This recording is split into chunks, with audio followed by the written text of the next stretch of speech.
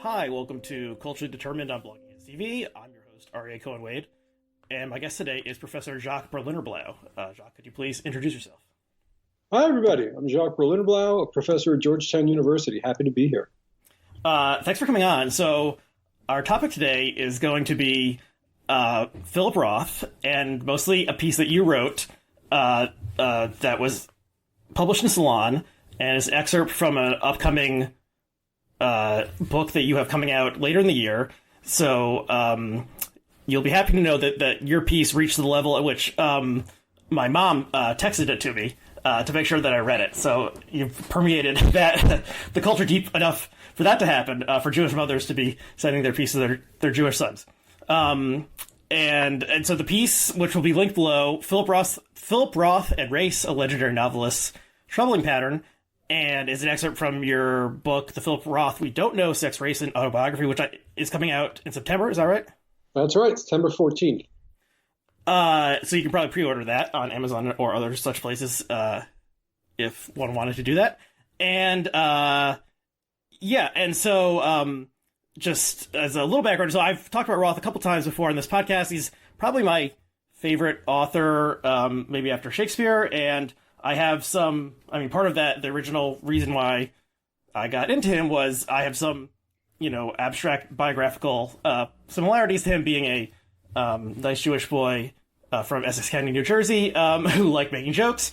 And so I got really into Roth during college and after college and read the entire oeuvre in the years after college, but I also have not reread anything. I would read the novel, the post-2005 novels and so forth as they came out, but I haven't reread anything, and so my memory is a little shoddy, and you have a much more, you've been within the canon much more than I have. Okay, so let's talk about the piece. Why, and I guess in the book as a whole, so why is this the project that you want to pursue to write about Roth? All right. Well, first of all, again, thank you for having me. It's always fun to talk about literature, which is a hard thing to do these days. There are not that many fora for that. And that was something Roth was really worried about. He wrote about this for 25 years, that people weren't going to read serious fiction into the 21st century. So this project, let me start off this way. I'm thinking of slogans for my book, and here's one you might like. This is not your grandfather's Philip Roth book. Your mother, who's not your grandfather, apparently liked the piece, so all honor to your mom. I'm thinking about the younger generation. I've probably taught more college Roth than anyone in the country. I know that sounds odd, but I started teaching Roth in 1994, 1995 at Brooklyn College, and I have this unusual superpower that lets me teach Roth. That's kind of complicated, but I've been doing it every year for about 27 years. It's a long time.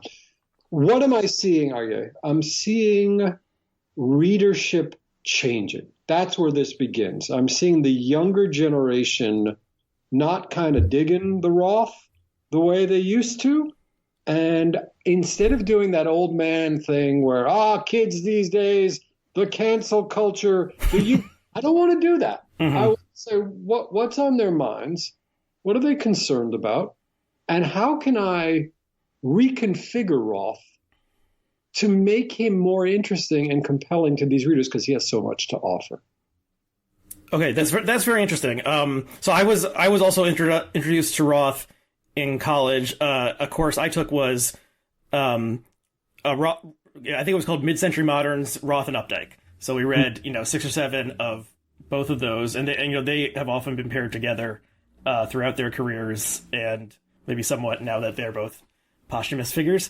But the Roth was the one I connected with much more. But that's interesting that you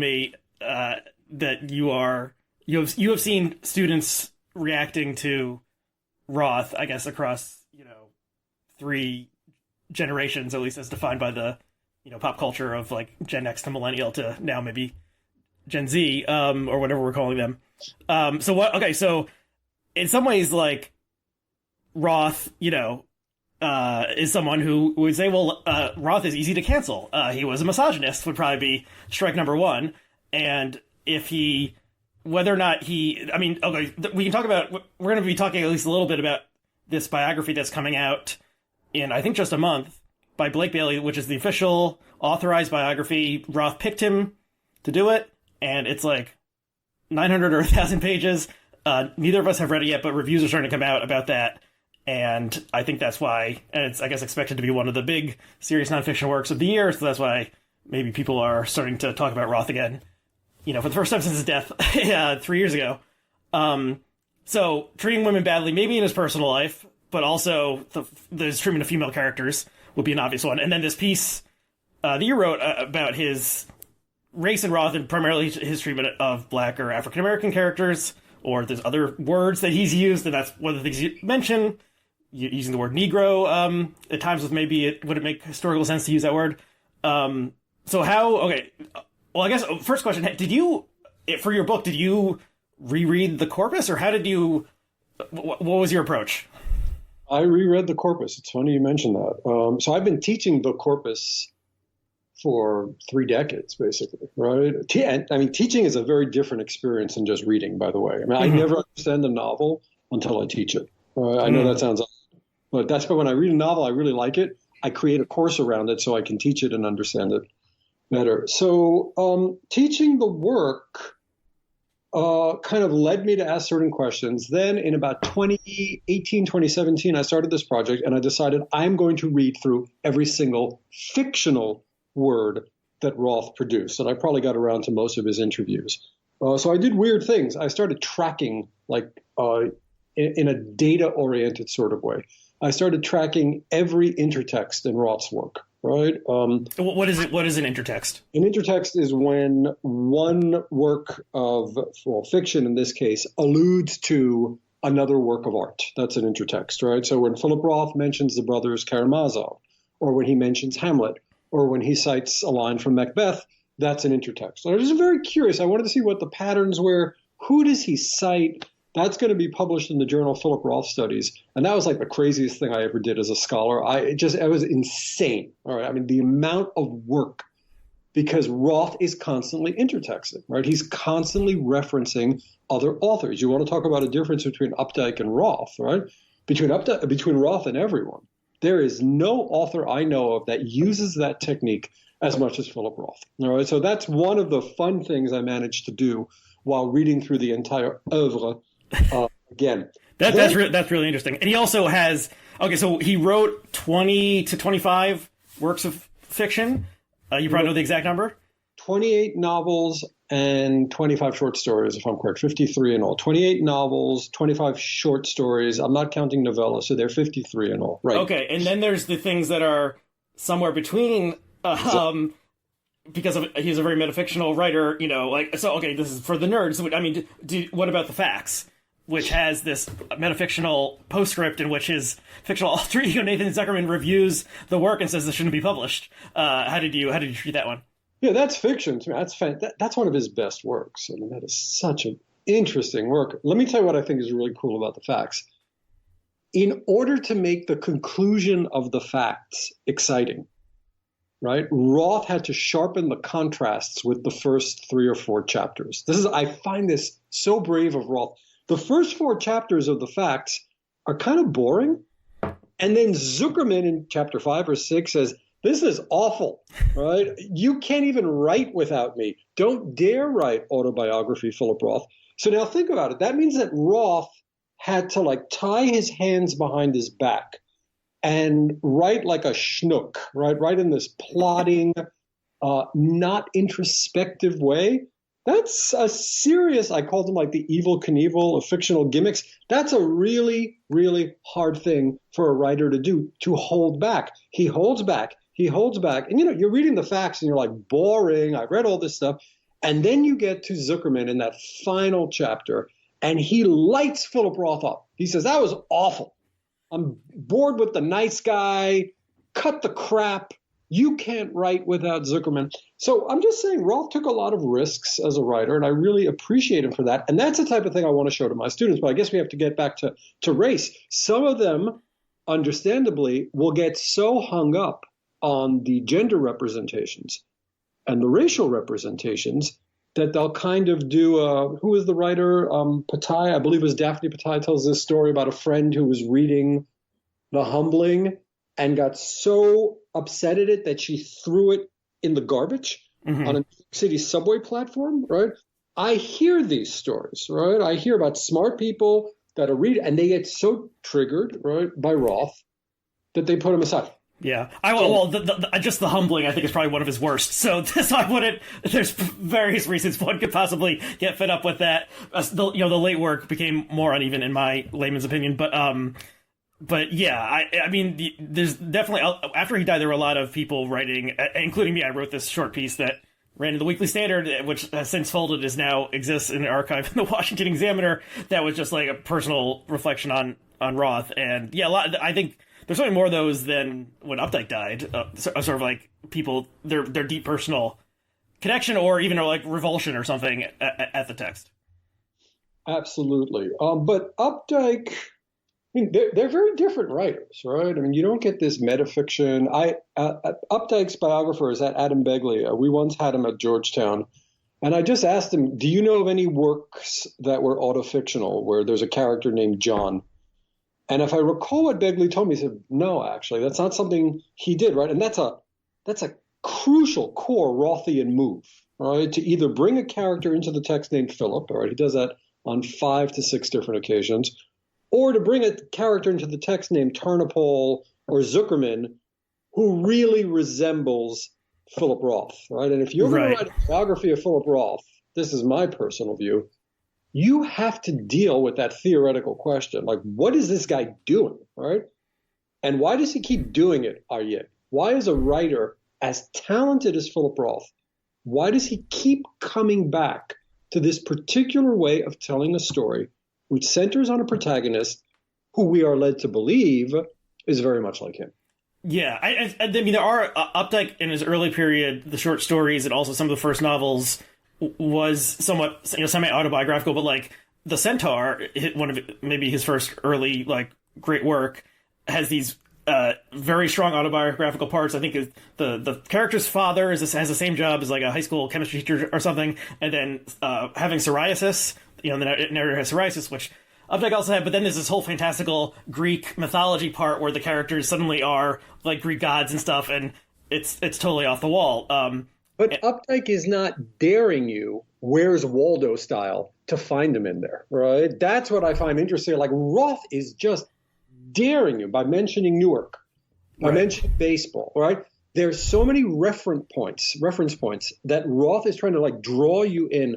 And I agree with you. This is what I think one of Begley's findings in that biography, which I haven't read in a while, was that Updike was a deeply autobiographical writer, right? Except there's not that gamesmanship in which the reader's process of understanding the fiction is constantly referring back to John Updike, right? With Roth, that's impossible. And when, I don't know, I've never read any scholarship about Updike, just a very little bit Roth, but Updike also had these short story collections about this character Beck, who was somewhat, who was kind of like Roth, but it was like an authorial alter ego. So it's like Roth does it with his own thing and creates Zuckerman, and then Updike creates this character Beck, who's Jewish and is kind of like, he's more like Roth than he is like Updike seemingly, and that's his novelist character who runs around and has comic misadventures and stuff.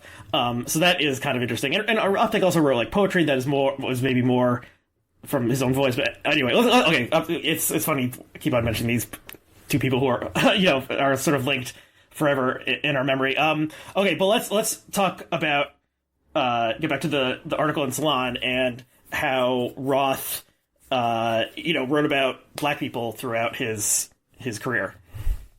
Yeah, this was difficult, right? I started off as a Roth fan, and then there's a moment where you flip a switch in your career and you become a Roth scholar.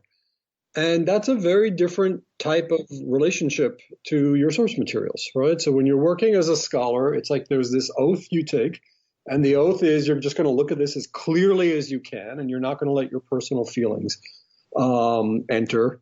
into your analysis and teaching the Roth corpus to a lot of African American students, because as you know, I work on the issue of so-called blacks and Jews, right? I became very sensitive to a lot of the representation in his fiction.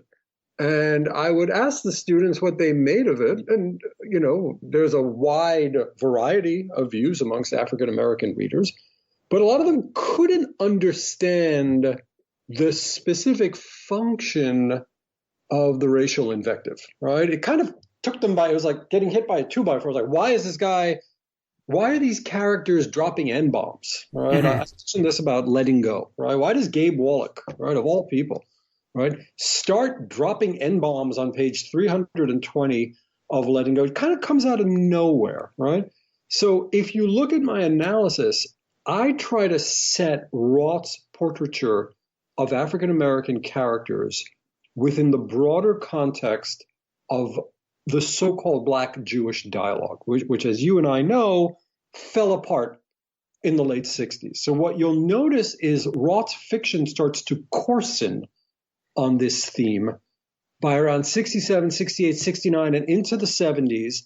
And we keep getting these same type of portraits of African-American characters. Now, he snaps out of it a little bit in The Human Stain. I think that's fair. I think that was the first time that Philip Milton Roth really thought about race, like thought about it, like just sat down and said, all right, what does it mean to be African-American in this country? The reviews are mixed in terms of the degree to which he got it. But to me, that was a much more earnest effort than these types of minor characters and racial jokes and minstrelsy that we see. One other thing, Aryeh. The scholar has to read everything. The fan doesn't, right? So the idea of being comprehensive in your analysis, right, is a big part of what scholars do when they engage in scholarly research, right? So I had to read every single thing, which we spoke about at the beginning. Yeah. So reading that, like 1952, The Box of Truths. Did you read it in chronological order, or how did you do I didn't read it in chronological order. A lot of it I was teaching, right? For 2 of those semesters I was teaching, so I kind of set up my syllabus to like poke and prod, right, at issues I was interested in at the particular moment. So, you know, like reading through the entire corpus, I started to see this pattern. And I feel this sense of guilt that I didn't notice it prior. Right? Mm-hmm. Why didn't I notice this? Right? So it was The Box of Truths, the great American novel, a short story he wrote called On the Air, which sort of rubbed me the wrong way. I didn't understand why this type of portraiture was present. So that's what I wanted to understand.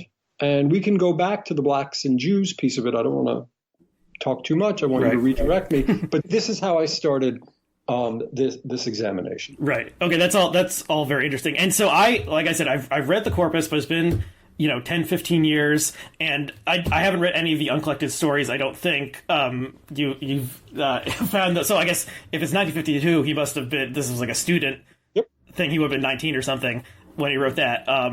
And his only short stories were published in Goodbye Columbus. I have a couple copies of books for possible reference. So this is what you would have gotten if you bought Goodbye Columbus in 2003.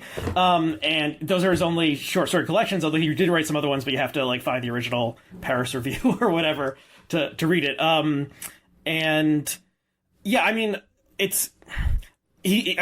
Whether he's like the greatest English or American, writer in the English language in the 20th century or something will be debated, but it's definitely one of the most focused on the self and his own identity, both in terms of a Jew who was born in Newark in 1933, et cetera, but also just like who he is and so forth. And so most of his main characters are some avatar of himself for over half, at least, of the works.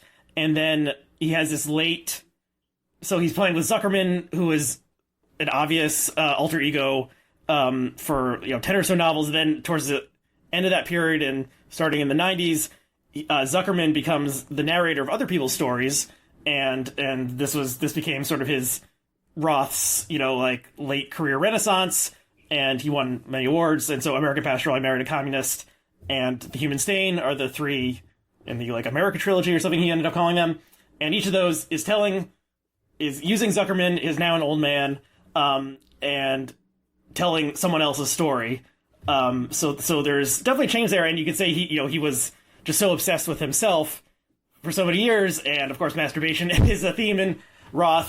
So it was an onanistic sort of thing for many years, where he was just writing basically about himself, and maybe any character who wasn't that main character lacked, the richness or fullness that you would possibly hope for. And although I think that would be overbroad criticism, but then towards the end he starts making other types of people the focus, so not entirely. He returns to Zuckerman and Exit Ghost and so forth. But yeah, okay. So the things. So I was reading the piece. Some of the things I definitely did not remember and were surprising. Like, why is the N-word used in Letting Go? I had no memory of that whatsoever. I have almost no memory of Letting Go to begin with. I found it very boring when I read it after college. And this was his first novel. Is that correct?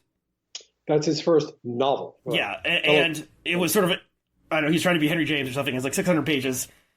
And I remember almost nothing about it, honestly. And then so I have no answer for that. And then but then you also have, in Portnoy's complaint, there's a discussion of the famous racial slur, starting with the letter N, and Portnoy saying, if he ever heard his father saying that word, he would like stab him with a dagger or something. So, and those are written within the same decade, I think. So, he knew the power of that word then. So this is not a question, obviously, but I'm also thinking about but after Portnoy, he goes into this more sort of antic period, in which you have The Breast, which is a take, sort of crazy sex parody of The Metamorphosis, in which a man turns into a giant breast.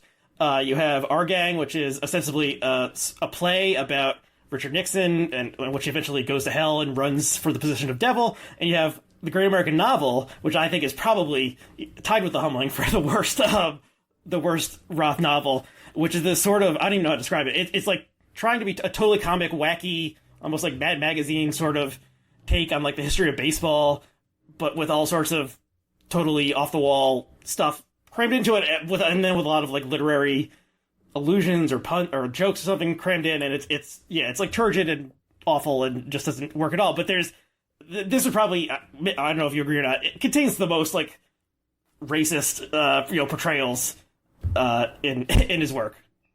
Would you agree? Oh yeah, I mean he goes like the full Joseph Conrad there. Now he always does it with a wink and a nod, right? He's intertexting with Melville. He's intertexting with Joseph Conrad. It's just not funny, right? It's really not funny, and it's beneath the great Philip Roth. I think. That piece in Salon got a lot of pushback. All right, I mean nasty tweets, folks telling me that I didn't understand how to read literature, all sorts of slurs and insults. How dare you, right? But I'm kind of holding my ground here, right? Because what I'm saying is I'm not saying let's cancel Philip Roth. I'm saying I want to better understand what he was thinking, what the conditions were that made it possible to even write that way in 1974 and 1973. But I think there was something behind it. Right. So let me give you a more recent. I mean, there's this idea that Roth matured. A lot of my colleagues, especially feminists, there are all types of feminists, right? But feminists who like Roth, and there is a column of really good feminist scholars who like Roth and see him as a feminist, right? They often make the argument that he grew up, that after Portnoy's complaint, he stopped lampooning Jewish moms, which is basically true if you think about it, right? And a lot of his portraiture of women changes. Okay, fine. So let's go to Plot Against America. All right, Plot Against America has a chapter called Loudmouth Jew, which you know very well, and we all saw it on the HBO series, right, which I wrote about, I believe, for LitHub. And the Roth family, autofiction, are adventuring through Washington, D.C., and they encounter racial slur after racial slur, right? Microaggressions and macroaggressions. People calling them Jews, giving them dirty looks, right? Right, so just for people who don't know, this is an alternate history that Roth wrote. I think it came out in 2005 or so, and it the imagines what if Charles Lindbergh had been nominated for president by the GOP in 1936, which apparently is something that was some live possibility at the time, obviously didn't happen, and then Lindbergh defeats FDR, and America signs a non-aggression treaty or something with Nazi Germany, and anti-Semitism becomes much more prevalent in America because of that. And it was adapted by HBO about a year ago in a series. Which started off very well. It faded a bit at the end, but I thought it was a promising start, right? Roth is a very hard writer to film. We might want to discuss why that is. Yeah, that's interesting. I don't know if I've actually seen any of the other ones because they always get such awful reviews, and I'm like, why would I spend 2 hours watching this thing that got everyone was scathing about it. So I don't know if I watched actually some of it, didn't complete Plot Against America, the 6-part series, and I don't think I've watched any of the other film adaptations of him. All right, so back to the key issue, right? So here is Roth sensitively showing us white Christian nationalists hating on Jews, right, and arousing our rage. But then there's a scene in that same chapter where Sandy, his brother, who's an artist, goes back to the room and is very interested by the so-called Negro bellhop and starts drawing him. All right. So, I mean, if you're a professor of literature, a lot of your bells go off here, right? And this is a long, 3 paragraphs, right? He liked him because of his hair and because of his skin color and X, Y, and Z and things I don't even feel comfortable saying. And again, I'm asking myself, was Roth thinking? What was he thinking when he wrote this, right? Why, in a chapter about the scourge of anti-Semitism, not understand the Orientalist gaze of Sandy seeking out black subjects because they're so darn interesting to draw, right? It's the same thing that a Christian nationalist artist might have done. A white Christian nationalist might have said, oh, it's really interesting to draw black people. We know about portraits of Jewesses in the late 19th century. It's the same move, the exoticized other, right? So, I mean, I'm not this Foucauldian, I'm not a man of the radical left, right? But it struck me as a major contradiction in the moral universe of the Plot Against America, right?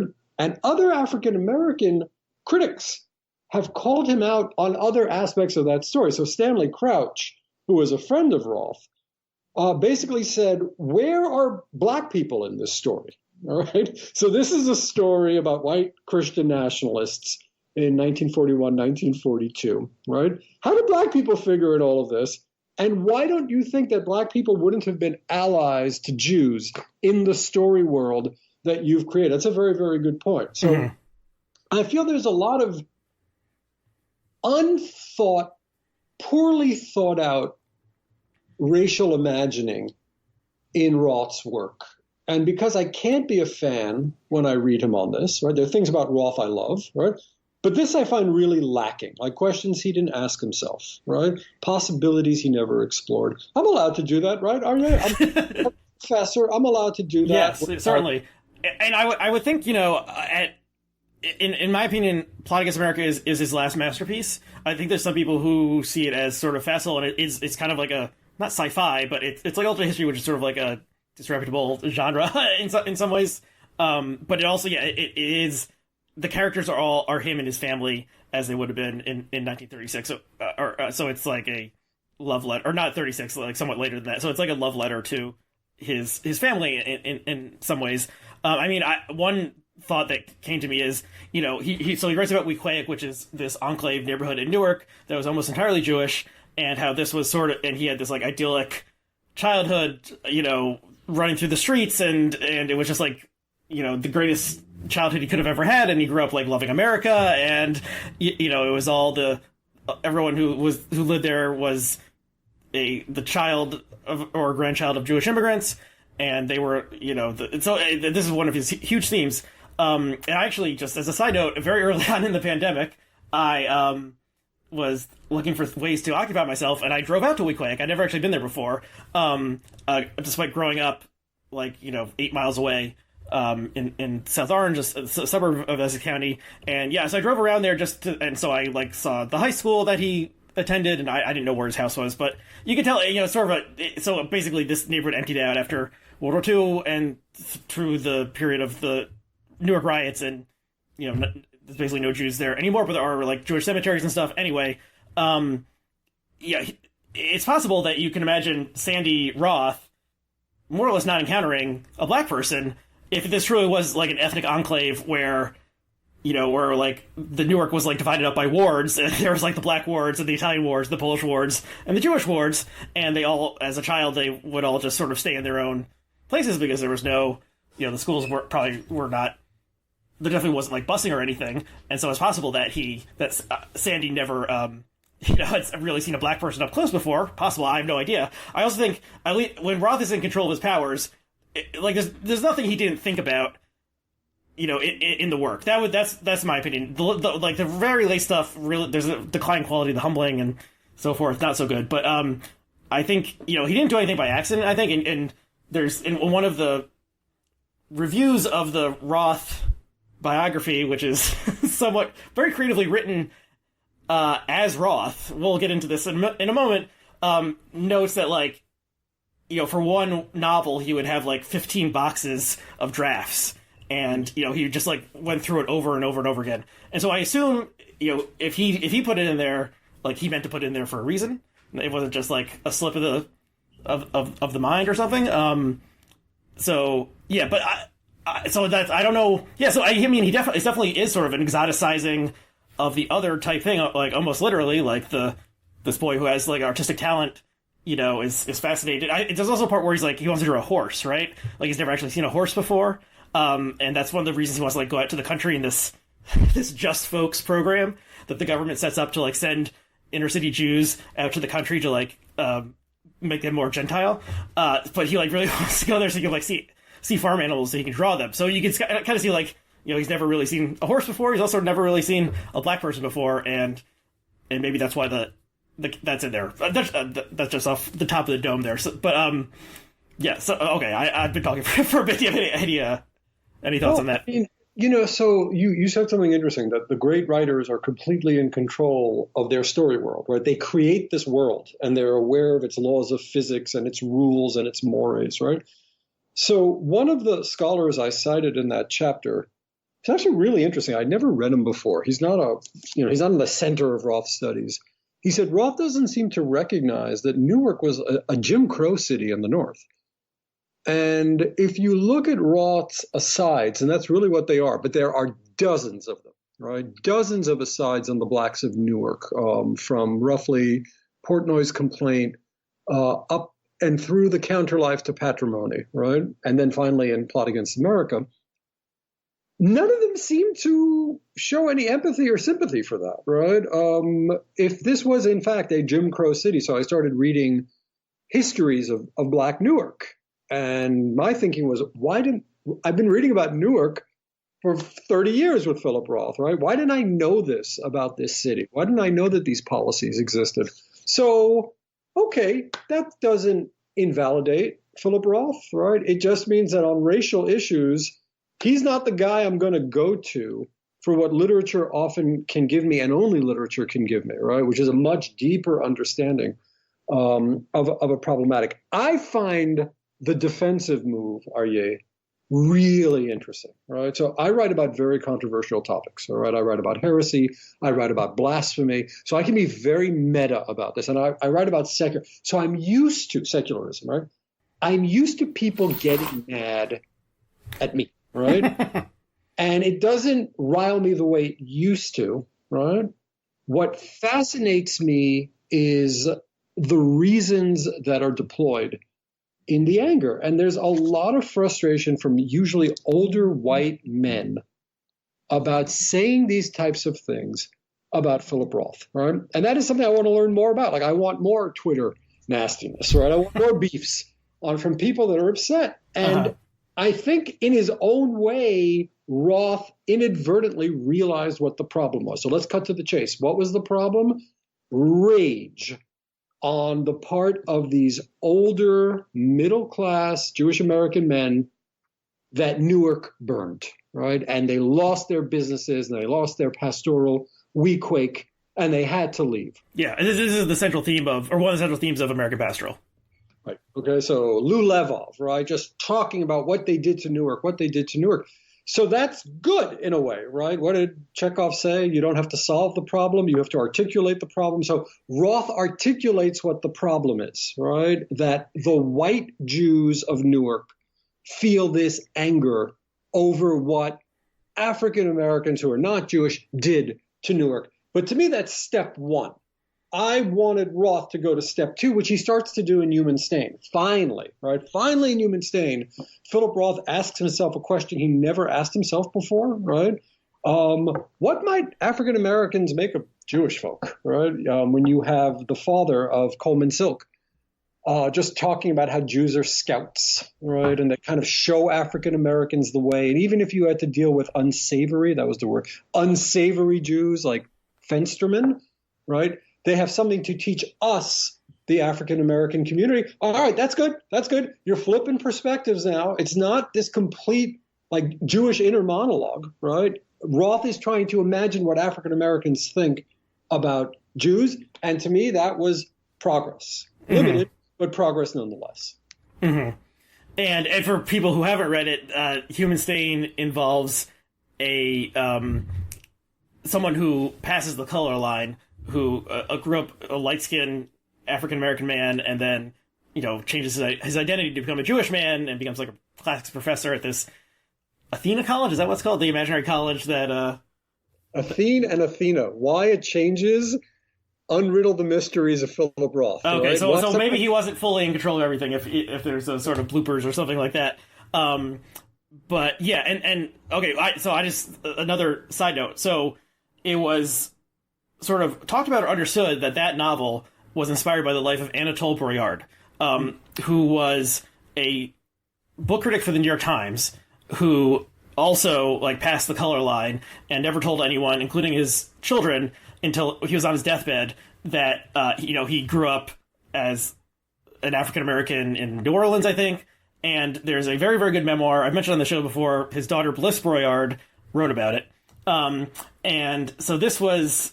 Maybe that's one of the more famous examples of this sort of thing happening in, post-World War II America, and then it somehow got into the Wikipedia page that this was the inspiration, and then Roth wrote a he wrote a letter to Wikipedia, detailing all the ways the Wikipedia entry was wrong, and he was at this point, he's in the 70s, I guess. He wasn't a guy of the internet, but that was one of the later things he wrote. I think did he publish it in the Times? I can't remember. But just a weird connection is that when I was thinking about your piece, I was thinking about another book by John Updike, which is Rabbit Redux, which in this course I took in college, we read just the first Rabbit book, but not the other one. So then I found the second Rabbit novel, Rabbit Redux, in a bargain bin thing and started reading it, and so this would have been 2004 or so I was reading it, and it is not good. And it includes this very laughable, in retrospect, character. Skeeter, I think his name is. Skeeter, right. Skeeter. Okay, Who's I don't know how you would describe him in a way that wouldn't be offensive, but he's sort of like a cartoon of a black, radical type, street smart kind of hustler guy. And so I was looking at the Wikipedia page for Rabbit Redux just to get the details right in my memory, and it quotes... it was reception at the time, and it says it was this novel was received rapturously at the time, quoting Anatole Bourriard, saying this is another masterpiece from Updike. And then, just me reading it 35 years later, I was like, this is a joke. I mean, the character talks is the scene from Airplane where they're talking jive. That's basically how this character is written in my as I remember it, reading it 17 years ago. And comparing that back to Roth, so he did have these, in the Great American Novel, he has this totally cartoonish, Looney Tunes sort of sensibility towards everything, including race. But you'd have to. I think we should look at it. Oh, we need to contextualize or something, or put him within his time.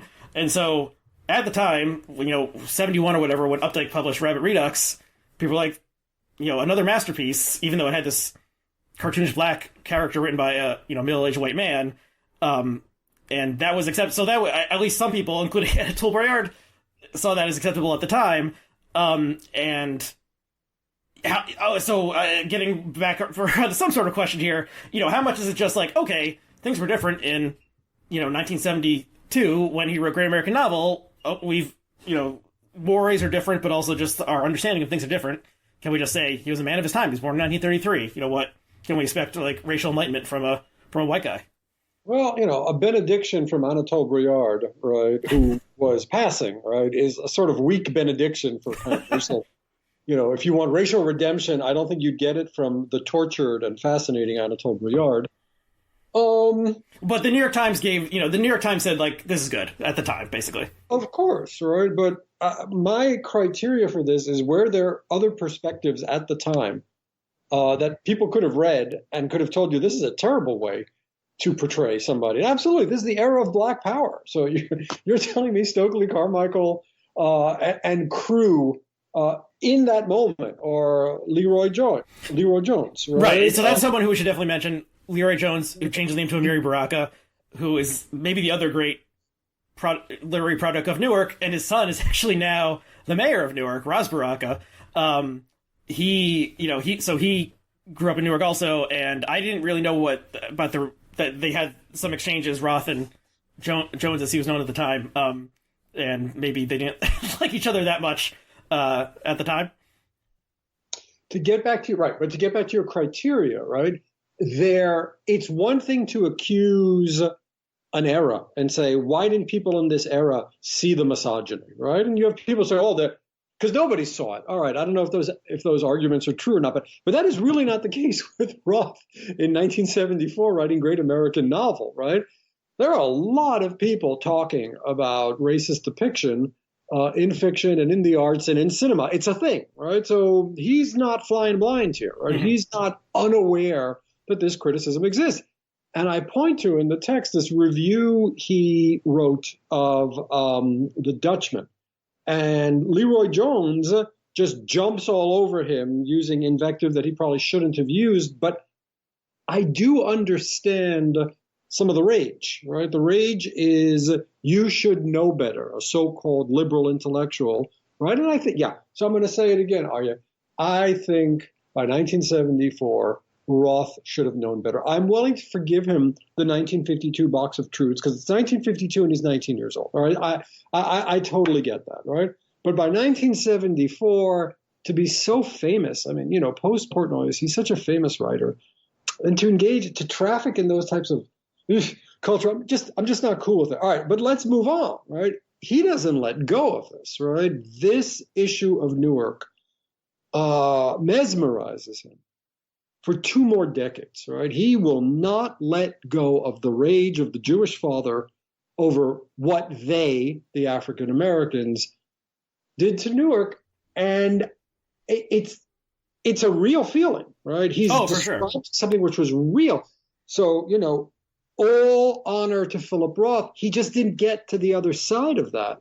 And the other side of that is, well, why are African Americans rioting in Newark, right? What did white flight or blockbusting or redlining do to these? How were the Jews the beneficiaries of certain tacit forms of racism? Those are the questions I would have wanted Roth to ask. And I guess my conclusion in that chapter is I don't go to Philip Roth for seminal insights about race. Right. There are things that Roth will give me and my students where I'm like, nobody can break this down for you, kid, like Philip can, right? Race in America is not one of those subjects, right? I guess I'm allowed to say that, right? I'm allowed to say there's a lot of great stuff in Philip Roth. This wasn't that good. I don't think he's a universalist talent like Shakespeare or something. Obviously, there's not many Shakespeares in human history. And I don't know, I'm sure Roth gets translated into other languages for other countries' reading publics, but maybe, he is so located in place. All his characters are born in Newark in 1933, and Wequahic, et cetera, et cetera, et cetera. And yeah, just getting back to my personal overlap. I grew up hearing about the Newark riots. My grandfather owned a liquor store that was on Irvington Avenue. Was it in Newark or was it in Irving? I can't remember. But that was somehow spared during the Newark riots. The family legend unclear about why a liquor store would not have been looted during a mass riot.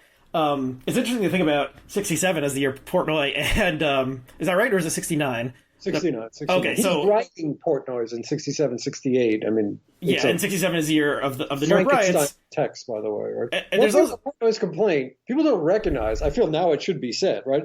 That thing's like a mess. I mean, it's funny as all get go. It's hysterical, right? But if you look at the way he put it together, it's like this Frankenstein text of different things he wrote at different times, right? It's pastiche. So it's a horrible text. I don't know. Do you teach literature? It's very. I am a student, not a teacher. But in this class I took in 2004 or whatever, Portnoy was one of the texts, and but that was I had read that like the summer before this class because I never read Roth before, and I just was like, oh, Portnoy's Complaint is going to be honest. I'd heard of the book before, we didn't really know anything about it.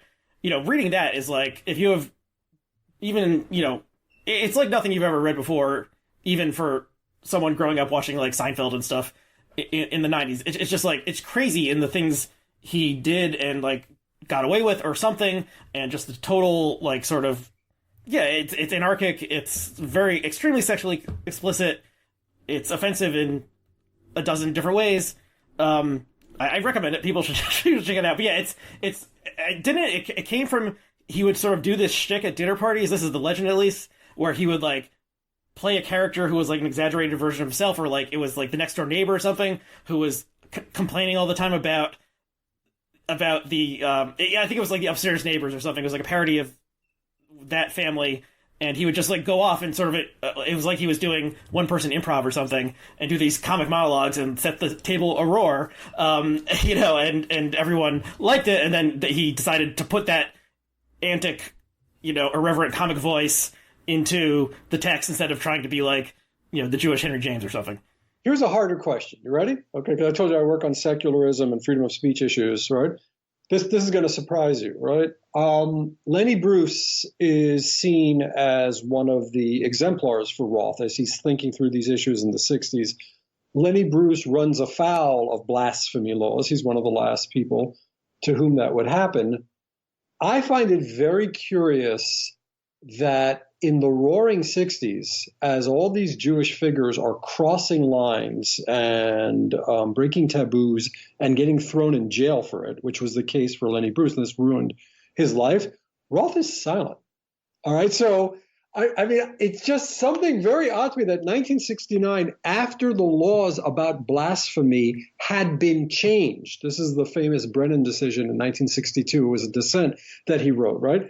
I'm curious as to why big, bad, brave Philip Roth waited until 69. Now, it is a text that really pushes boundaries. Don't get me wrong, but I have a kind of curiosity. If I didn't have other things going in my life and I were a true micro specialist, I would ask that question, right? Why 1969? Why didn't he do the full Nabokov, right? Think about Lolita, right? Why didn't Philip Roth, after the renommee he gets from Goodbye Columbus in 1959, he was a big deal, right? Why didn't he go winner of the National Book Award, right? It doesn't say that. Why? Yes, winner of the National, and he was like 23 or something when this came out, and he won the National Book Award. Why didn't he test those waters? Why didn't he cross those boundaries, which is traditionally what Jewish and African American artists had been doing in the 60s? So I'm not accusing Roth of cowardice per se. It's a question to me. And the thing about Roth is there are all these questions about the guy. And there's a biography that is 900 pages that's going to be coming out. The reviews so far have been mixed. It's unclear whether any actual... I mean, that is an interesting question. I mean, my response is, in the beginning, he wanted to be the good Jewish boy. And then there was this other side of him. And so Letting Go is like this 600-page novel that's totally unmemorable. Maybe there's critical interest in it still, but I remember there's a character named Gabe. That's about all I remember. And he wanted to be like that. And then, obviously a lot of crazy stuff happened in the 60s, and maybe he saw that like there was an opening for this sort of thing that was totally off the wall and different than what happened before. I mean, it's interesting to think about Lenny Bruce as, a forerunner to Roth.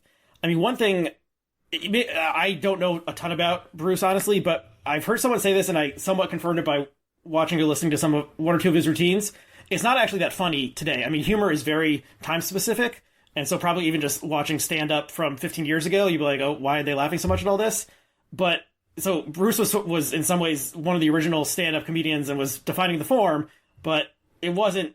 It seems not that funny. If you read, I don't know, when I read Portnoy in 2003, I was like laughing out loud. Like it still is. It's more eternal in its humor and transgressiveness than what Bruce was doing at the time. Here's the problem. So my students aren't laughing anymore, right? Okay, so that's interesting.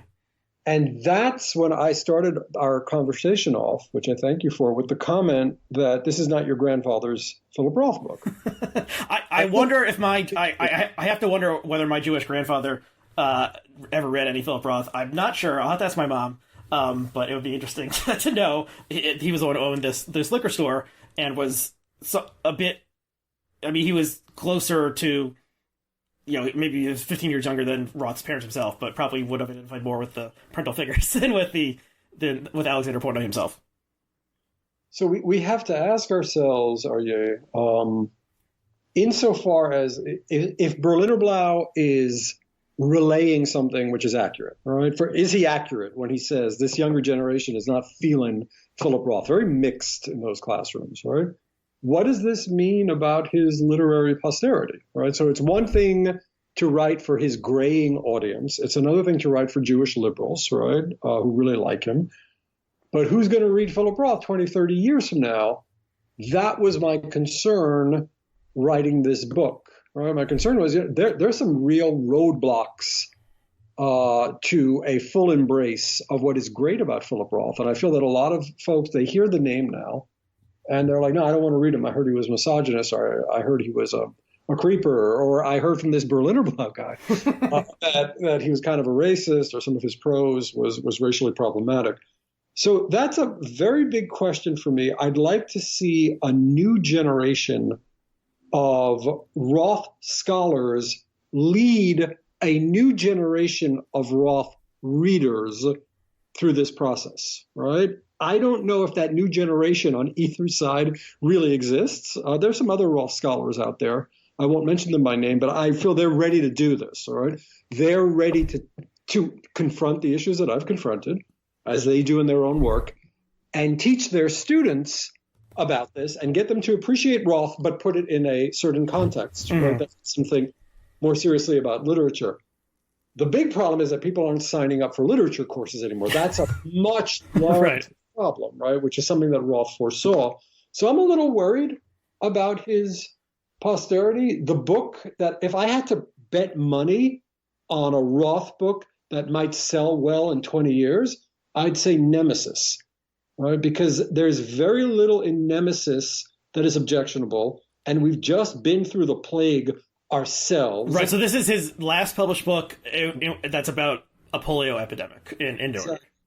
And it's very tightly written. It's got what a lot of Roth scholars call his laconic Jersey style, right? Where it's not big Jamesian sentences where everything's all puffed out, right? It's taught. I don't think it's his best work, but what will Roth's To Kill a Mockingbird be? Which is kind of funny because Harper Lee only had To Kill a Mockingbird, right? Roth has 28, right? But what of all the works, what will end up being read a lot in high schools and first-year college courses, right? Unfortunately, I would say Nemesis. It's not going to be the anatomy lesson, which I think is his greatest work, right? Because the anatomy lesson will make your hair stand on edge in how provocative it is. I just think it's a fantastic novel. So I'm trying to think through the next 30, 40 years of Roth readers. And I just think we have to really confront some of these issues about Roth that this readership is not comfortable with. Mm-hmm. Yeah, I mean, it's you stated very well. It's interesting to think about. I don't have contact with 19-year-old college students aside from what people when people see like a TikTok that they post on Twitter like that. So I'm far removed from the mores of the current generation of college students. I mean, it sort of connecting this to the things that I ripped from the headlines, this whole stupid debate about like Dr. Seuss books that the estate has withdrawn. If 18-year-olds today think if there's a novel that has racial slurs in it, then I should reject this entirely. I think that's wrong, and literature professors should talk to them about it. Then you're throwing out Huckleberry Finn, of course, along with lots of other stuff that was written before the year 2007 or something. So there's that. I mean, to me, the misogyny stuff. Obviously, what we're talking about is an excerpt from a chapter from a book that is about more than just Roth and race. And I haven't had a chance to look at your stuff about Roth and misogyny or Me Too or so forth. I mean, I think that is much more the thing that people are just like, throwing the book across the room and saying, I'm done with this stuff. And I remember a comment that a fellow student of mine made circa 2004 saying, like, talking about both Roth and Updike, saying, like, the female characters are just so bad. And I remember thinking, I don't know if I said this in the class, like, in a lot of these novels, the male character is presented in this super, super compelling way, but they're also a horrible person. And you need to end, like, you're drawn in by Portnoy because of his humor, his language, so forth. But he was a horrible child and did horrible things, including masturbating into his family's dinner. And then he's a horrible adult as well. It's just that you're like, Roth tricks you into finding, being enchanted by this character, but stepping back, you're like, this guy sucks. But it's still, so there's this hard conflict.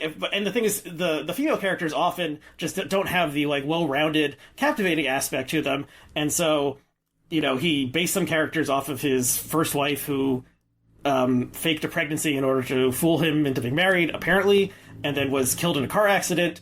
And I think the monkey, the character in Portnoy is based on this character. And it's just like she's also horrible and crazy. It's just like she's not as compelling and interesting. Like, the spark of life is not within her in the way it is for Portnoy or Zuckerman or something. Does this...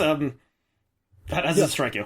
There's a Me Too question here, right? I mean, why does he keep dragooning these women that he knew into his fiction, all right? And that's Me Too territory, right? So if you're taking people and your intimate stories, right, and you're filming them or you're writing about them, right, there are certain ethical lines there that need to be thought about very, very carefully. And I would hope any biographer would ask himself or herself that question, right? What is happening when Philip Roth keeps taking the women with whom he's had romantic relationships and putting them, often against their will, in his fiction, and often portrayals that are extremely brittle or negative or shrill?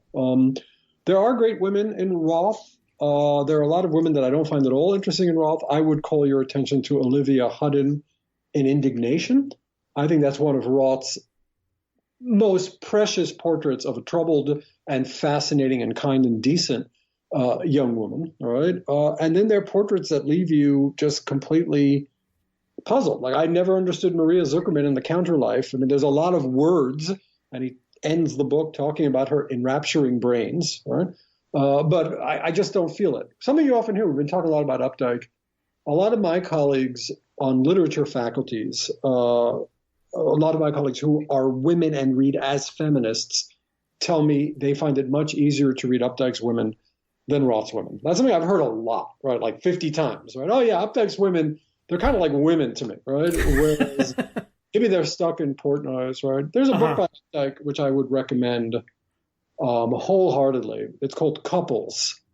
That's a really interesting book. This is Updike's, one of his breakouts, right? It was like 68. I think I actually had that and started reading it and then just put it aside, never went back to it, and that was 20 years ago. Maybe I need to give it a second look. Updike captivated me much less. But yeah, I mean, Updike had S, he had Witches of Eastwick, and the sequel to that one. And so he had, narrators or main characters, protagonists who were women, whereas with Roth, it's really just When She Was Good, I think, is the only one that has a female protagonist. Is that right? There's a story, for the most part. There's a story he wrote called His Mistress's Voice, which is just a woman speaking about her lover, who seems to be Philip Roth again. Right? It's the last short story he wrote, if I'm not mistaken. So yes, it's pretty rare that Roth will ever think things through. There are some stories that I discovered in quotes. Everyone knows, but nobody writes about them. He wrote one in 1960 called The Good Girl, and another one called The Psychoanalytic Special. I would urge people, one, to read my book, and then two, to read these stories. Are these collected? Did the Library of America collect these, or? No, they're not even. One's in Esquire. I've got it in the bibliography somewhere. Okay, so you need to dig through the archives to find the stuff. Yeah, but my theory is that Roth was doing actually a lot of interesting exploration on gender between 1959 to 1969. He was asking questions about women as characters, right, and women as human beings, right, that he never asked again. So whereas my colleagues say Roth matured, I kind of think Roth devolved, right? There was a moment in the 60s where he kept writing about these really strong women. So just to review, The Good Girl, Psychoanalytic Special, and When She Was Good, right? So between those three works, two short stories and a short novel, Roth really is pondering what it's like to be a woman in the United States, what it's like to deal with creepy men, what it's like to kind of be the recipient of chauvinism and sexism. So he definitely had it in him. Right. Definitely. But I mean, so I can think of a contemporary sort of, a contemporary critic, or maybe we wouldn't even call them a critic, just someone who's angry online might say something like, Philip Roth wasn't a woman. Philip Roth wasn't black. How dare he assume that he could know the black or female experience or whatever? And so he really did he mined his own experience in a way that few other writers did. And in this era where people get mad if, a straight person plays a gay character on screen or something like that, maybe Roth is like, okay, he wrote what he knew. Like he wrote When She Was Good. I don't think, like I said, I read it in 2003. I didn't like it particularly at the time. But then he stuck with Jewish men who were writers who were born in Wequahic in 1933, and you can't say he didn't write from his own lived experience, a term popular these days. So it wasn't like, I mean, he wasn't trying to like steal valor or something like that, or let Updike wrote these crazy novels like The Coup, where he's it takes place in Africa in this imaginary country where there's a coup and he's the ex-president or something, or king, and he's fleeing and writing about witches and all sorts of wackiness, whereas Roth mostly stayed within this very realist sort of vein and focused on characters who are very much like him. So what's so bad about that? No, nothing's wrong with that. Mark Schechner, a great Roth scholar, I think his line was, Roth could only write about three things, right? Jews, Newark, and himself, right? So Updike wrote a review of the 1993 Operation Shylock, where he basically made the same argument that Roth keeps writing about himself. He said his magnifying obsession with himself, right? And Operation Shylock is the most, I think, metafictional of the entire oeuvre, in which it's supposedly a memoir, an autobiography, something in which Philip Roth he's like, everything else, I always played around with this stuff. That was all fake. This one is real. This really happened. And it's just total craziness of a doppelganger in Israel and, things that never could have happened in real life, and becoming a CIA agent and stuff. But that's actually my favorite of all of Roth, is Operation Shylock. Good. At least you're not one of those Sabbath theater people, right? Oh, I love Sabbath theater, man. That's the good stuff. I've never. That's interesting. I read it relatively early on when I was getting into him, and it's very dark. It's one of the darkest ones, although it's in the 90s, whereas his latest period was all this stuff about death and aging and decrepitude and the dying animal and so forth. But you kind of had to. That's like the. I've thought about it like, that's not the entry level drug into Roth. Like, you need to have like read 10 of the previous ones in order to get Operation Shylock, because it's so self-referential about his persona and his previous work, and people are arguing about his work. His old novels. Like, he has an argument with a Palestinian academic about Gabe and letting go, like in this novel. So it's very metatextual or whatever. Okay, well, let's just mention briefly these, this Blake Bailey, renowned biographer. Roth selected him. Apparently there was a sort of a, there were multiple people who were vying for this. People were selected and then kicked out. Roth finally chose this guy, and so the book is 900 pages. It is coming out soon. There's been some reviews, and so one review is by Kirsten Lorenzen in book form. We'll link to it. The headline is "The Vying Animal." Great headline. And this one is more of a review of Roth as a person, I guess, or his life, kind of. But he has this. Lorenzen has this devastating final paragraph that is sort of a, I don't know, it's like an indictment of Roth the person, but is like how to become, if you want to be a great writer, like you need to do all these things. And they're probably not things that you would want like your spouse or your child or something to do, but if someone does these things, maybe they'll be a great writer. And then the other review is by novelist named Joshua Cohen. There's a Joshua Cohen who's appeared on Blogging Heads a dozen or so times, but that's a different Joshua Cohen. And in this one, he wrote it as if he is Roth in the afterlife, reviewing the book. So it's very out there, metafictional. It's like the kind of thing Michiko Kakutani used to do. And it also, it kind of seems like people are not able to approach this thing dead on. They need to do something sort of out there. Of course, Roth would play all these metafictional tricks all the time. And I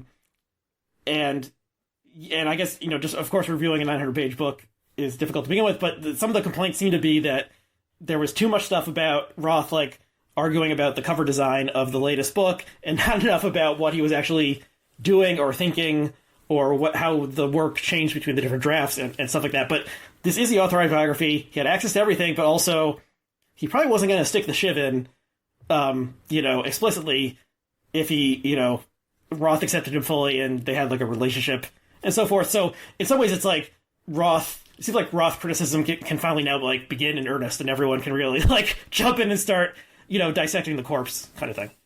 Yeah, my appeal, we started this interview this way, is just critical distance is super important. And Roth had a tendency, I think this came out in the Lorenzen review, which I thought was very good. You mentioned two very good reviews, the Josh Cohen and the Lorenzen. Roth did have a tendency to surround himself with friends who would write about him. And it created this sort of bubble around Roth, which I don't think worked to his advantage, right? Because it created a backlash. People like me, for example, right? who really wanted to get to what was at the core of the writer. I think the best Roth biographies have to be unauthorized, and they have to really question. Let's wrap up on this, right? We were having a discussion earlier about the autobiographical dimensions of Roth's work. All right. One thing I speak about a lot in the book is that every time Roth was asked about this, he was asked about this in the late 60s and early 70s again and again. Why do you write autobiographically? Roth would lose it. He would call his interviewer an imbecile. He would say his interviewer didn't understand how literature worked, right? He'd throw this big fit, right? I can't tell you how many times Roth did that, not just on the autobiographical issue, but on an issue as basic as whether he was a Jewish American writer. He would deny he was a Jewish American writer. So I'm an American writer. I understand that he saw it as. So in closing, what I think we must recognize is I always tell my students, sometimes we invite writers to Georgetown to address our class, writers that we've read. Here's a writer that we read. I've got her book right here, Vagabonds by Hao Jingfang, right? A Chinese writer. And we read her story, Folding Beijing. And because of a connection, she came to class to speak to us. And it was really interesting, right? But the one thing I told my students, I think is a really good place for us to pause, right? The one thing I said is never let the writer get the last word, right? That's the job of the critic. All right, so you have all these professional Roth critics out there. Those are the ones I want to hear from in the next 10 or 20 years. I want them to start picking this gentleman apart and showing people what's great about Philip Roth and showing people what, might not be so great about Philip Roth. That's the work of the critic. Yeah. And so the man is gone. The work lives on. I would just say one other thing. One of my favorite things about Roth is the way he would do dialogue. And he would often he was great at having people argue with each other. He would often do it in a solid paragraph. He wouldn't do line breaks between the different people talking. And so you really could see, like, he did have that sort of, like, negative capability thing of he was able to portray both sides of people yelling at each other and arguing, and you understood both of them. And that that sort of being able to see things from other people's perspective, even though we're talking so much about how he wrote from his own perspective, his own identity, like he was like the mimicking and being able to capture like an opposing perspective, I think is, was one of his greatest strengths. And, understanding what other people think about things is certainly something we can all cultivate in our lives. Okay, so we should probably wrap up here. So thank you for coming on. Maybe when the book comes out, we can have you back on and talk a little bit more about Roth. Hopefully people who are watching this, if they've never read Roth and they somehow stuck with this, they'll check him out. I would say start with The Ghostwriter. That would be if you've never read Roth before, start with The Ghostwriter. I think that's pretty good advice. And so the book comes out in September. The title, once again, Philip Roth, We Don't Know, Sex, Race, and Autobiography. Anything else you want to mention before we wrap up? No, this was a lot of fun. It's really a lot of fun to talk about literature, and thank you for having me on. Well, thank you for taking the time, and thanks to all of our viewers and listeners, and we'll see you again next time.